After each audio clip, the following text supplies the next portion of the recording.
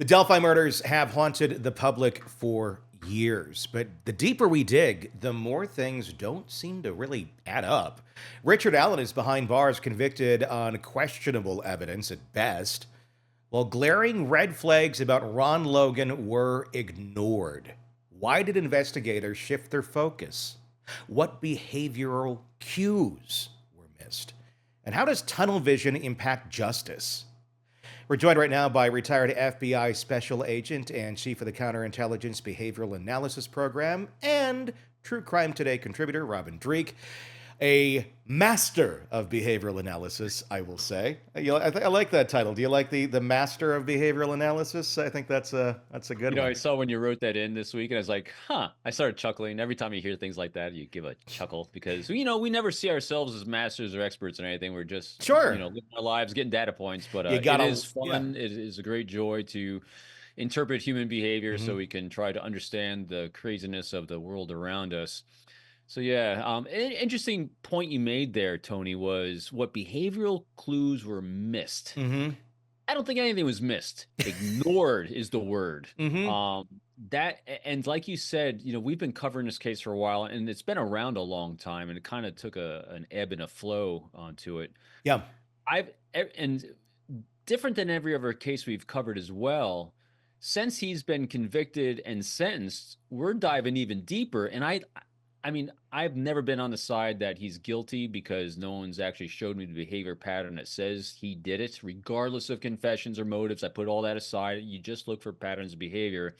His patterns of behavior never really fit someone that would do this crime. No. And so when a pattern of behavior doesn't fit a crime, you're looking for evidence because it's either got to be one, the other, or both. Neither is present except for a bullet that they found on the ground there. And so now you start looking at other people in the area, and other people fit a pattern of behavior that were totally ignored. Mhm. And the first thing you want to do, and I know I'm rambling here, and No, the you're first good. thing you want to do in these situations when you might have law enforcement investigative biases, because we all have them when we get emotionally tied, especially if we live, work, and play in the same community that we're serving, like a small town like Delphi. You will have investigative biases because you want to solve crimes. You're emotionally vested in the people in the community. And so that's when it's really, really critical to have that objectivity come in and give you that loving critic view of things. And that's what they did. They had the FBI come in. And when I saw the FBI search warrant and all they were seeing in someone else, I was like, oh, there was your loving critic. There was all the behaviors they saw that were not missed. They were ignored. And I was like, wow. Yeah, I feel like, we've given the benefit of the doubt for a long time onto this, maybe to the investigators to a certain extent of, well, was this overlooked? We use terms like that, overlooked, missed, things like that.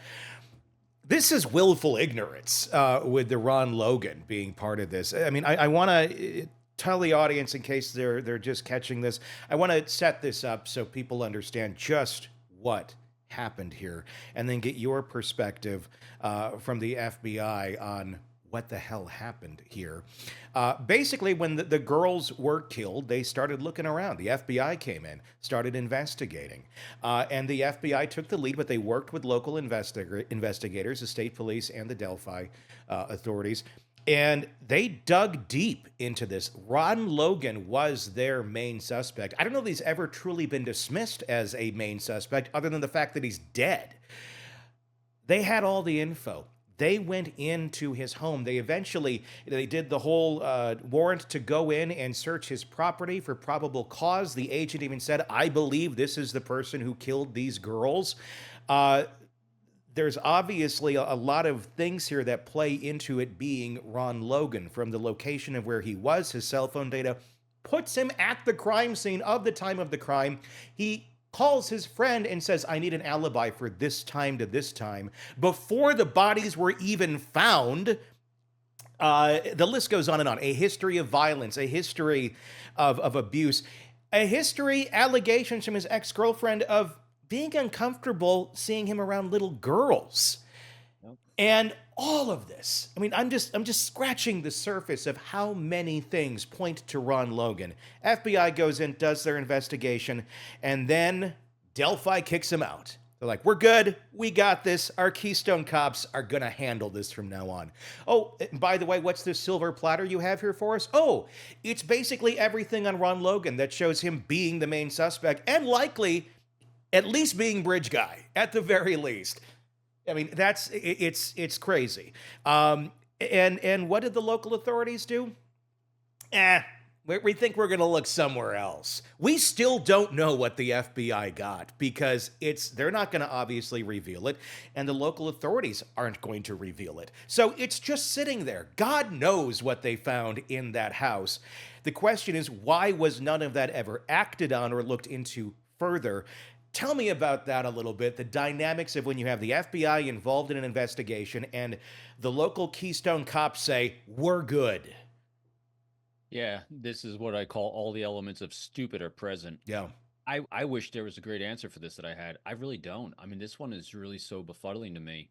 So the locals always have the jurisdiction to be lead on these investigations, and only when it's a federal crime does the FBI take over with supporting roles of everyone else. And so this was FBI was in a supporting role in this, and so it is at the discretion of the locals, and it's the local prosecutor is really the one that is going to say what they want, what they don't need, what they want to go after, and what resources they want to try to get.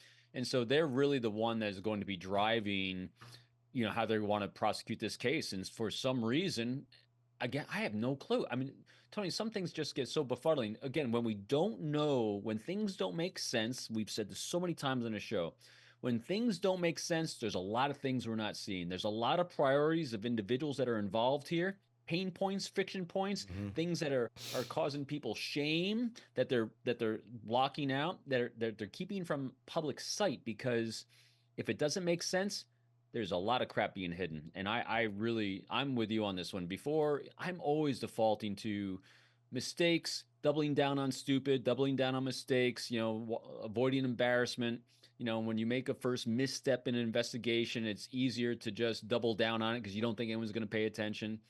But when you look at the earlier stages of this investigation from years ago, like 7 years ago, all the things that were done very properly, very good on an investigation. Because when a crime happens, you take in data from everywhere. No one is innocent. Mm-hmm. Everyone's innocent until until proven guilty. But I mean, you assess everyone in a whole area, and you look for data. You look for evidence, both behaviorally and materially, that's going to start giving you a filter of where to focus all your effort.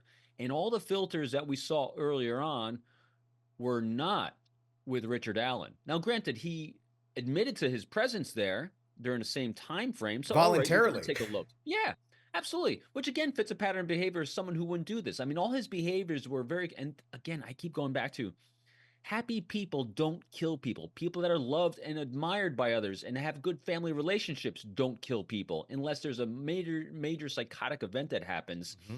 That deviates from pattern behavior. But in general, that does not happen. The stats don't support that. And no criminal activity, no criminal background, no anything that pointed towards Richard Allen as opposed to Ron. As well as an X that says it looks like him on the bridge. Yes, let's. I want to bring that up here again, real quick, so everybody can see it for a second. This is Bridge Guy. This is Ron Logan. Bridge Guy, Ron Logan. So the whole story that, well, there's no real evidence, there's nothing that really points, and this was done, this comparison right here, done by the woman who holds the world record, literally the Guinness Book of World Records for solving the most crime through forensic analysis and things of that nature. It's, again, all of this ignored, all of this present, all of this data Delphi investigators had. But we're going to look somewhere else. I mean, and we're not even getting into Keegan Kline here, the guy who's into child porn, who's now in prison, who was communicating with one of the girls and planned on meeting her that very day. One of the greatest things we look for in murder cases is connection between the victim and the assailant, the murderer. And again, Richard Allen, no connection that we saw or knew of, and these other two did have connections. You know, Ron knew the father, from what I understand, and you have this other person that's into Mhm. child porn, and so I mean, just it makes no sense.